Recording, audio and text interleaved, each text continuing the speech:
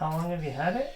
6 years. We've lived on it for 6 years. And where have you sailed with it? So we got it in Holland. So we sailed back from Holland up through the Caledonian Canal to the west coast where our house is. We then sailed to Shetland, and then from Shetland we've been to multiple times to Faroes, been once to Iceland, been multiple times over to Norway. The furthest we've made it to is Svalbard. Wow.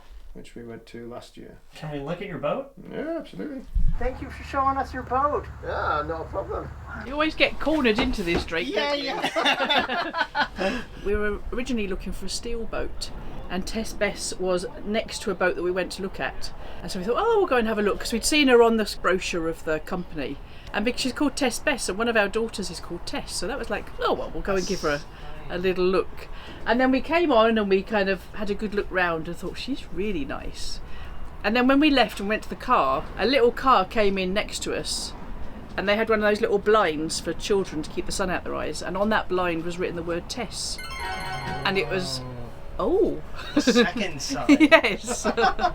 Maybe this is the boat for us. So it didn't have this big frame on it when you bought it, right? No. She just had a couple of davits out the back for the dinghy. So Davie drew up this design, and this guy welded it for us. We're not inside when we're sailing. Yeah. You know, you were just stuck out in the weather, and this does give us some protection. When we were in Norway for the winter in Ålesund, we put a big cover up over, so there was loads of snow. That must have been so cool. Yeah, Like but we did have to shovel it room. off, because you know sometimes there was so much snow that the whole thing's like, whoa. And then you also built this platform as a part of the design. Yeah, it's really nice. Now you can kind of sit above the water when you're sailing. Wow. So you put those handrails on. Yeah, so as well as the back, we fitted handrails. It's really big stainless tube. Yeah. Wow, it's great grip. And again, it's really nice having a friend who is a stainless welder. Yeah. And his welding's beautiful. I mean, I can weld, but Jill says my weld looks like cancer. Yeah. Whereas his, you don't even need to sand them down. It's just beautiful. That's just the weld? That is what a professional welder's weld looks like. Beautiful. And it is lovely. Life raft. Right, yeah, she's got a 6-person life raft, so that was new for going to Svalbard. Stack pack, so we made all the stack pack and basically all the canvas you can see. Yep. Is we've made. That's the chimney for the heater. Everything is at the mast on this boat, so not much is done from the cockpit. The only thing we've got in the cockpit is the main sheet and the headsail sheets. So all the halyards and everything are all done from the mast. But there's good granny bars, there's a good pin rail, and she's well protected, so even on the biggest seas it's quite comfortable working from the mast. There's good things to clip onto as well, so when you get up here. Oh yeah. So when you reef, you do it all from here. Yeah, it's all done from the mast, yeah. And then... Wow, what a deck, it's huge. It is. This is massive. One day we'll be somewhere sunny and we can enjoy it. Yeah, right, yeah, you could put a couple of chairs out here at anchor, it'd be beautiful. So we had a Spinnaker pole, which kind of looked like that one at your feet. That's the whisker pole. I modified it and we had it turned into this ladder. and now it's used all the time. Still works as a Spinnaker pole if we need it, but it also works as a ladder, so we've got access to the first spreaders. If we're going to Svalbard, we wanted to be able to have good access to the spreaders. Yep. So if we needed to be able to get visibility for looking through ice, then that got us up there really easily. I wasn't keen on attaching steps to the mast. I've got 2 up there that are just kind of above where the spreaders are for holding on to. Yep. But I'm thinking I'm going to attach them from the first spreaders up to the top the next time the mast comes out, because it is a hassle if you've got to get up there, and we have to get up there regularly, you know, at least a couple of times a year for checking it. If I could just climb up the steps, it would make life a lot easier. I've never seen a ladder like that. No, it might actually be an original idea. Of yours? Yeah. Your invention. I've never seen another one. If you needed to, I guess you could use that ladder off of the boat, or, you know. Yeah, it means you've got a ladder. Right. If the boat was on the hard, you could use it for getting on and off the boat. Or if you needed to get ashore and you needed a ladder to get ashore, then it gives you something you can kind of use to walk ashore on. It's a lot more useful now than just a Spinnaker pole, which was carried around and rarely used for anything, which is often the way Spinnaker poles go. Multi-purpose. Did you make these covers for your roller furlers? Yeah, they don't fit so well when the sail is on, but when there's no sails on the boat, then they just kind of help the furling gear from suffering from the weather. Yep. So in Shetland, you take all your sails down in the wintertime because it's we take as much windage off as we can. Yeah. So all the sails. So we take them all down, patch them, whatever needs doing, and then store them dry. It's over winter. I love the covers on the furlers, and another one for your windlass. Yeah. That's great, and I love these. What do you call those? Not cleats. Bollards. Bollards. That's what I would call it. Nice. And there's your windlass control. So we've got 2 anchors on the bow. We've got the main anchor that we use, and we've got this CQR anchor that is just a spare. And we use that one as either a catch anchor if we need a catch, or we can drop it off the stern and use it as a stern anchor. So the companionway's way on the starboard side instead of in the center. Have you done a lot of modification to the interior as well, or is it pretty much the same layout and design as when you got it? Pretty much. So there's a couple of things have been done, but yeah, mostly it's the same as it was when we got her. Welcome aboard Tess Bess. I love these steps.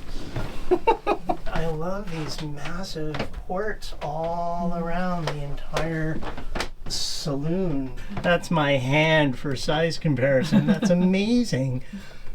Do you ever open these? Sometimes. When we first got her and we were in Amsterdam, it was incredibly hot. And we had everything open then. And that, I think, maybe once last year they were open. But they're so heavy, you're kind of aware that if someone knocked you and fell on the back of your head, it would probably kill you. Yeah, yeah, they are huge. And then you have a hatch right here to let air and sun in. Yeah, 2 there. The curtains are just all there for, well, privacy, but also insulation when you're in here in the winter. And then you've got all kinds of storage here on the starboard side, as well as an inside wheel. We've never used that wheel. Never? No, never. You can't see where you're going from there. Oh, visibility's not that great out that I mean, the only time, you know, well, actually, even when the weather's been horrendous, we're still on deck. Yeah. When you first saw this boat, did you know right away that it was the boat that you would get? She wasn't what we intended, but when we came aboard, she was just so nice. And also, she had a copper-coated keel, which had recently been done. The rigging wasn't old. She was just really clean and tidy and didn't need any work doing on her. Whereas the boat we went to look at that was next door to her, she was just like, you know, a monstrous steel project. And you knew right away that you weren't interested in the other boat. Oh yeah, definitely. And in hindsight, that was really good because she would have been too heavy for any marinas in Shetland, whereas Tess Bess won't fit into a lot of the Shetland marinas, but she can fit into here. So. How much does she weigh? Tess Bess is 16 ton. The other boat was 30. And then on the port side, you have a pilot berth. Do you use that when you're underway? Yeah, it's very comfortable. It is. It's small and tight and holds you very well in a big sea. Yeah, it looks perfect. Do you need a lee cloth there, or is there a lip that holds you in? There's a lip and a lee cloth. And we also have a berth here. Right. So there's a... Oh, that flips up to keep you in? And that's another really good berth there. So quite often, if there's more than 2 of us on board, everybody just hot bunks between these 2 because nobody wants to go to anywhere else. In big seas, you're always you never relax because you're always moving about, and so you're always braced. And the bigger the bed, the more you're trying to brace against the movement. So on a wide bed, you're just rolling around, so you can't sleep. Whereas you jam yourself in one of these, and it's perfect, and you can sleep. You must spend most of your time on the boat right here at this enormous table. Pretty much. Yeah. And this part flips up so you can have more table space. Yeah. So that's great. You can seat a large number of people very comfortably around this table. We had 21 in here in Faroes at Olasaka. Really? Yeah. Oh, Not round the really? table. Yeah, they were sitting up here and they were sitting on the stairs and sitting everywhere. But yeah, we had 21 people in this. The table also has a little secret stash of games. And crumbs. Yeah. Anything you eat or drink. So many times you spilt a cup of tea down there as well. It's really annoying. You could actually have a drain plug on it, shouldn't it? Yeah. Down into the village. It looks very, very comfortable. I love that you have such great visibility all around. When Well, we've left the curtains shut so we don't disturb the neighbours. Oh yeah, that's me. And then you've got these handhelds right along the center, in the ceiling. They're quite funny. For when we sailed to Norway, we had a French girl came with us, and she was quite petite. And when she was trying to hold on to them, she'd quite end up just like swinging on top of them. So there are handholds there as well along the sides. Yeah, we fitted extra handholds into there. Oh, you added those. We added that one on there. So the salon is raised above the floor forward of the salon. What do you have under the floor here? Engine space, fuel and water storage. Really? Yeah. Oh, let's chop that out. I need to shake out anyway. That's fantastic. So engine access is right here. You've got access to the engine, gearbox. And quite a lot of sound insulation in the floor. Yeah, It makes yeah. a huge difference. Yeah. Like that, yeah. And she's got diesel tanks either side. It's a Ford Lehman, 80 horse, 4-cylinder diesel. And it's just a basic, normally aspirated, no electronics. Pretty robust. Fantastic. And then hot water storage is down there. Right. And then in front of the step you can see there is the cold water storage. And that table looks like it lowers as well? Yeah, you can drop this down and make a double. When we got to Svalbard and our bed was soaking, we dropped this down and we had the diesel fire on, which has a nice glow. And yeah, we were living in here on the nice big double bed. It was lovely being at anchor in Svalbard with the fire on and the sound of the reindeer. The view. Yeah. And the walrus rubbing its bum against the Yeah. That was amazing. I saw that in your video. Yeah. I could not believe the walrus did that. And so moving forward of the salon, we have a navigation station on the starboard side here with a Faroe chart plotter and radar and chart storage. Yep. Fantastic. Wow. But Davie did also modify that so that we didn't have to lift the lid. Oh. Always to get charts in, you could open that bit as well. And make it a little bit easier Yeah. when you've got stuff on the table. Oh, you always have stuff on the table, don't you? And then you have a diesel heater in the center there. Yeah, it's a good heater. Yeah.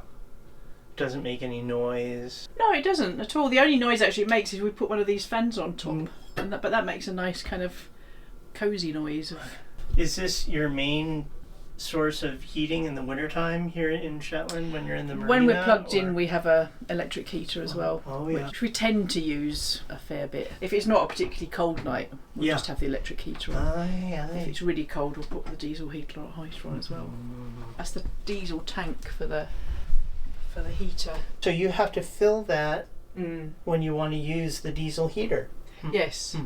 How many hours can you run that? I'll ask my technical support. I'll do 50 hours on a low setting. Aye. We had a terrible accident in the Barents Sea where we've always had wine glasses in here, and with just a little bit of kitchen roll, we've been across the North Sea, rough conditions, so many times, and they've never moved. But the Barents Sea, a big wave came, and a wine glass came out, and as it fell, it nicked the tube there. Right here. Yeah, and then we started having the diesel just pissing out all over the floor. And then I'm sitting there with the saucepan. We're just like Catching the rolling diesel. around in diesel. And like, And also the glass shattered all over the floor. Yeah. Yeah, so it was broken glass, 20 litres of diesel in 3 metres of swell. And trying to gather it all up was, it was fun. Yeah. up until that point, I'd been feeling all right, but at that point, then it was start thinking I might add something to the diesel saucepan. Yeah, I got to admit, when I saw that part of your video, I was laughing out loud. I couldn't believe that was happening to you guys. On the port side, you have the galley. Yeah, it's a good sized galley. Lots of storage. Fridges here. Right. Oh, which has a top opening and a door as well. Oh, that's which is perfect. really nice. Yeah. And a huge amount of insulation and a nice way to lock it and compress the door. Yeah. Fantastic. And then there's another hold here, but that's not a chilled one or anything, it's just another. It's actually an ice box. It's an deep old ice hold. box. You put ice in the bottom. Really? But we don't do that anymore. We just use it for storage. Right. And this nice little countertop or place to put pots and tea kettles and... It's perfect for Shetland butter pots. Like it was made for Shetland butter right pots. In there. And sea salt pots. And our dog likes to stand here and put his head through and watch what's going on in the galley. Demand food and favours and treats. And you keep all your pots and dishes Pots and all in silverware. there. Oh, yeah. Then what are these bins here outboard of the sink? These are onions. Oh, nice. Onions and potatoes. Although was that like that when you bought the boat, or did you make those? No, it had baskets in there, but when the boat's heeled over, quite a lot of water goes. If you use the tap, the kind of all goes that way. So the baskets were just needed replacing. They were a bit rotten. Boxes are the perfect size. And it all gets bungeed in when we're at bungees there to strap them all in. I like that in the galley, for the person who's working in the galley offshore, at least they can see the water through the round ports there, and it's nice that they get some light from the deck prisms. Yeah. And you've got two nice lights in the ceiling there as well, the electric ones. It's the warmest place in the boat. Moving forward, I will. Oh, you can have a look in the. We can't both go in there. Right here we've got I won't a shut you in. very spacious stand-up shower. Look at that. That's fantastic. And got some cupboard space, the manual toilet, and very nice mirror. Fantastic. There's a dehumidifier in that cupboard. Oh, perfect location for the dehumidifier. It's built into it, has its own space. And this heater is electric.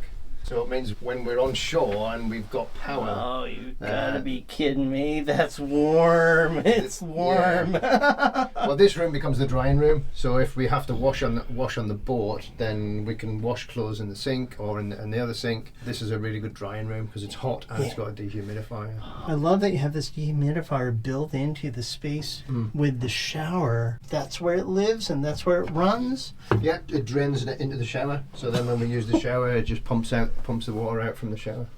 There are interconnecting kind of links between the cupboards, so I can turn the dehumidifier on and close the door, and it will pump dry air through the rest of the cupboards in this part of the room as well. So it helps to stop condensation forming in these cupboards. That's fantastic. Coming out of the head, and then up forward you have Guest accommodation. guest accommodations. Our Norwegian friends came to Svalbard and they were in here. The anchor locker is here.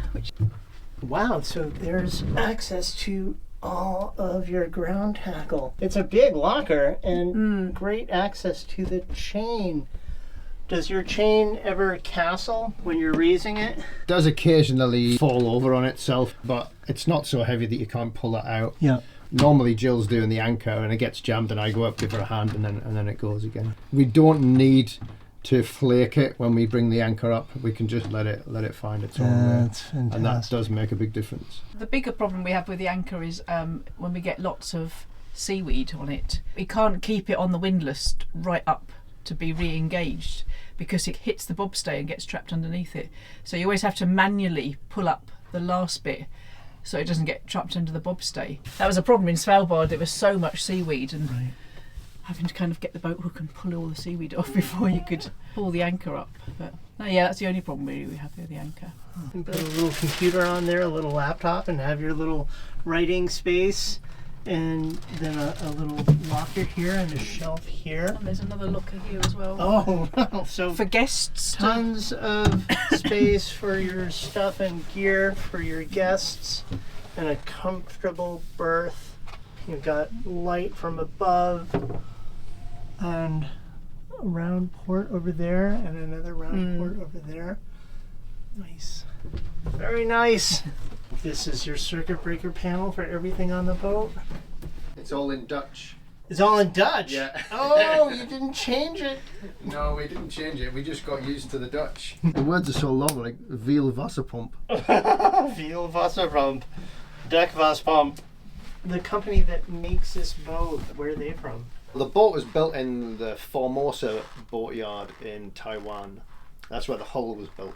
And then that was transported over to the US, where the Spindrift company had their yard. And then all of the fitting out and on all of the systems and everything were fitted there. As far as I know, that's my understanding. They don't exist anymore. Although I think the Formosa yard still exists in Taiwan, but the Spindrift company doesn't exist anymore in the US. There's three kind of models of this one. There's this one which is called the Spindrift 43. There's one called the Formosa 44, which is actually the same boat. After Spindrift finished making them, the Formosa boatyard continued to make them. I think there's a Chinese company that makes them as well, and they were called Young Sun. It's the same basic layout and basic build, but the quality was different. They tried to make it a little bit cheaper to sell, so the quality was a bit different. And there's a little bit of kind of history of the boat online if you kind of look for it. I love the ceiling and those beautiful varnished beams going across, white ceiling, but those beams just add such an accent. Yeah, it's not insulated, and I really want to insulate it, Oh, really? but I don't want to pull the ceiling down No. because I'll never be able to put it back up with that quality. So yeah, I'm just putting up with it. Yeah. You really think you need insulation in the ceiling? Would it make a big difference? I think it. I don't know if it'll make a big difference. We've insulated all the hull above the waterline. Some quite thick, some not so thick, but we've kind of slowly insulated all of the hull, and that has made a difference. We've added heat in certain places where we were having some issues of condensation in the winter, and we've linked places together so we can get airflow. So we've kind of worked on a few different ways, and we have insulated where we can. Condensation is always an issue in the winter, but you can, with a little bit of thought and some planning, you can reduce it, and then you can better deal with what you do get. But yeah, there's always some. So this is all cold storage in here. One of those tube heaters. Wow, that's plenty warm. It's too hot to touch. Yeah, it is. Wow. It's too hot to touch. So that's on all the time when we want to keep the boat dry. And the heat from it rises. and Goes right through this cupboard. There's also a link through into this room, so it comes through this cupboard. So that means it keeps any clothing that's kept in these, it keeps them dry and stops them going mouldy. That's fantastic. You don't need to keep them in like an airtight container and just be in the drawer there. And it's really nice in the winter because your clothes are warm. Yes! Your clothes are warm and your towels are warm. Yeah. We have right here, there's a little puddle that comes out of here. And we have done everything to try and get rid of this puddle. That's from condensation. We've insulated, we've cleaned it, we've drained it, I've put holes in, everything you can imagine. And we think it's gone, and then one day you'll come by and you stand in here with your stocking feet and it's like, oh, the puddle's back. On a really cold, cold night. Yeah, so it still happens. Well, you've done a lot in your battle against condensation. Fantastic. Can I see the aft section? Yeah, we are getting ready to go to sea, so... Yes, I understand. Thank you so much for taking the time to show us. Oh, it's a pleasure. Oh, beautiful. Yeah, so it's a really comfortable, cosy cabin. Wow. There's storage space under the stairs here. There's a big cupboard. Oh, yeah. That goes down deep as well. Oh. Wow. And then of course there's storage space under the bed, the drawers. This is a big This was actually a heads, but not when we had the boat. There was never the heads. The previous owners didn't have it either. Oh. That's where they kept 2 Bromptons in there. Oh, wow. But that's like clothes and all sorts of storage in there. Cupboards here, the aft lazarette with the grab bag and the diving kit. That's where your grab bag is. Yeah, the red one's the grab bag. Aye. Fantastic. And you've got the headroom in here as well. Yeah, yes. And lots of lighting from the ports. Yeah, and lots of ventilation as well. These are good opening when you're when you're alongside. Right. Get a lot of air in. I've never seen a boat quite like Tess Bess. What a treat. And then you've got a PlayStation here, and your TV. Do you guys play PlayStation? No. We just use it for watching telly. Our son got it for Davie for his birthday because he thought it would do him good to play video games. So we never have time. No, of course. Right. Wow. Well, thank you so much for showing us your boat. It's beautiful. It's a pleasure. Thank you so much. She's just a real treat to see a boat like this. Thank you. Tess Bess is going to leave the marina today. They are headed to Norway. There is wind. You can see our courtesy flag there blowing, pushing them out of the slip. And there's not much room there for them to turn around.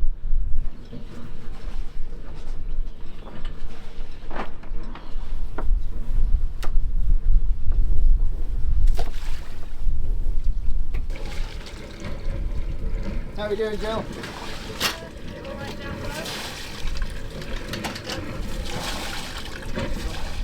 You snub that and then the boat should swing round on that spring. And then once we're round, then just head out and chuck it off, and Drake's going to grab it and Drake will coil it up. Okay. Once we're away. Okay, so walk it back to the shrouds. Walk it back to the midship. I'll snub it. Snub it at the midship, swing us round, and then Drake will take the rest. Yay! Okay. We'll see you soon. Yes, yeah. Have a wonderful, wonderful voyage. Thank you. And you too. Thank you. I hope you have a really good journey across So the you North ready on that Sea. line? Sorry? You ready on that? Yes.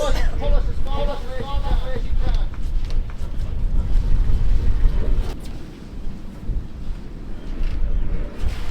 You get it into the midship hole. You need to put it in the midship hole and get ready to snub it.